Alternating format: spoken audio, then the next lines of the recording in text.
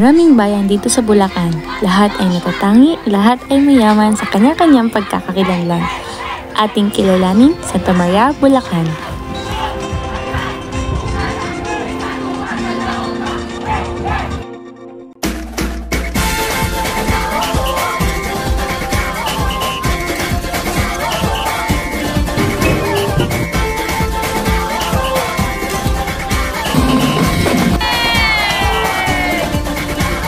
Ang Santa Maria ay dating kilala na Santa Maria de Pandi, na dati pang bahagi ng lumang Maykawayan at nag-iisang malayong munisipalidad noong November 26, 793.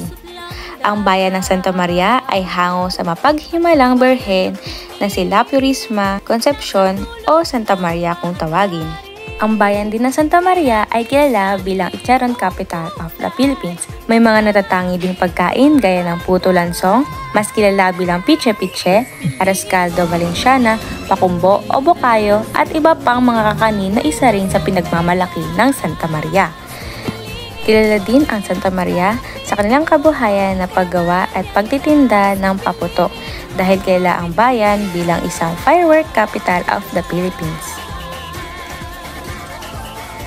Bukod pa rito, ang Santa Maria ay tinaguri ang Capital of Chicharon of the Philippines dahil isa sa pangunahing produkto dito ay ang paggawa ng chicharon. Isa sa makulay na parte ng ating kultura ay ang pagdiriwang ng fiesta.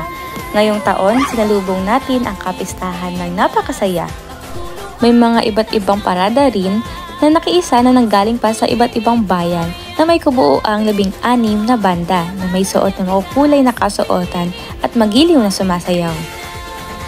Sinundan pa ito ng The Boys, Jenny's at iba pang mga establishmento na nagpo-promote ng kanilang business at kilala rin bilang isa sa malalaking negosyo sa bayan natin.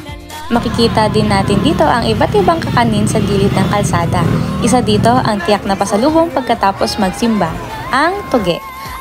Ang tuge ay isang uri lamang ng ugat na inaani lamang noon sa tuwing panahon ng pista ng Santa Maria.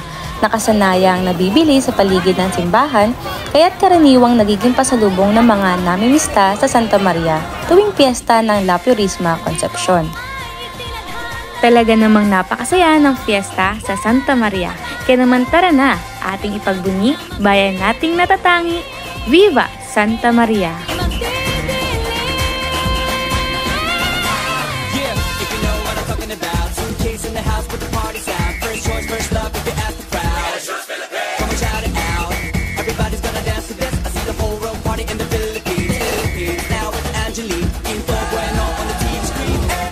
Like a samba from the